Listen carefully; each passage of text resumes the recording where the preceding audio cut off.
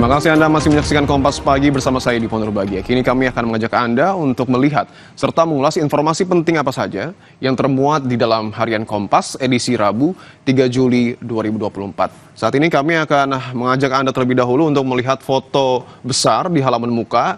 Ini adalah gambaran keluarga korban terkait tragedi saling injak di India di depan halaman rumah sakit.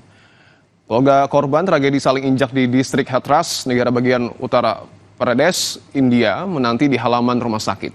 Insiden terjadi dalam acara keagamaan di distrik itu pada Selasa lalu. Dikhawatirkan lebih dari 100 orang tewas dalam peristiwa ini. Kita akan beralih ke judul utama Harian Kompas pada hari ini, saudara. Ini terkait dengan informasi ataupun isu yang kemudian sampai dan saat ini masih terus menyeruak di tengah masyarakat dengan judul Ungkap Celah Peretasan di PDNS 2. Brainchipper mengklaim sebagai penyerang siber PDNS 2 atau Pusat Data Nasional Sementara 2 berjanji merilis kunci pembuka data yang terenkripsi pada Rabu ini. Pemerintah mesti mengungkap secara terbuka apa yang terjadi di PDNS 2. Setidaknya layanan publik di 239 instansi pemerintah pusat dan daerah terdampak.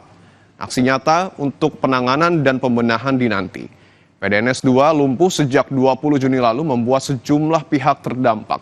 Tentu kita akan menantikan bagaimana kemudian mungkin saja solusi yang akan lahir pada hari ini. Karena tentu kita tahu juga banyak desakan bahkan kepada Menkominfo untuk mundur akibat peristiwa ini.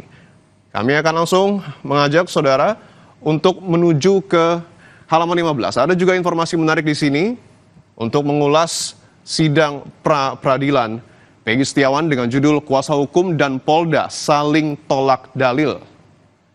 Sidang pra-peradilan Peggy Setiawan tersangka kasus pembunuhan Vina diwarnai saling tolak dalil oleh kuasa hukum dan Polda Jawa Barat. Dalam jawabannya di sidang kemarin, Polda Jawa Barat menyatakan penangkapan Peggy pada 21 Mei lalu sudah sesuai dengan prosedur. Polisi mengklaim memiliki surat perintah penggeledahan dan penyitaan dari pengadilan negeri setempat. Sementara itu dalam replik, pihak kuasa hukum Peggy menolak dalil yang menetapkan kliennya sebagai tersangka. Bahkan pemohon menyatakan termohon dalam hal ini Polda Jabar salah tangkap.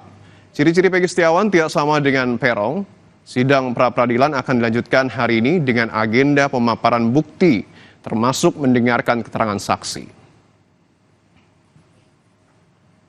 Seluruh informasi menarik ini dapat Anda saksikan di Harian Kompas edisi hari ini Rabu 3 Juli 2024 atau Anda dapat mengaksesnya melalui laman kompas.id.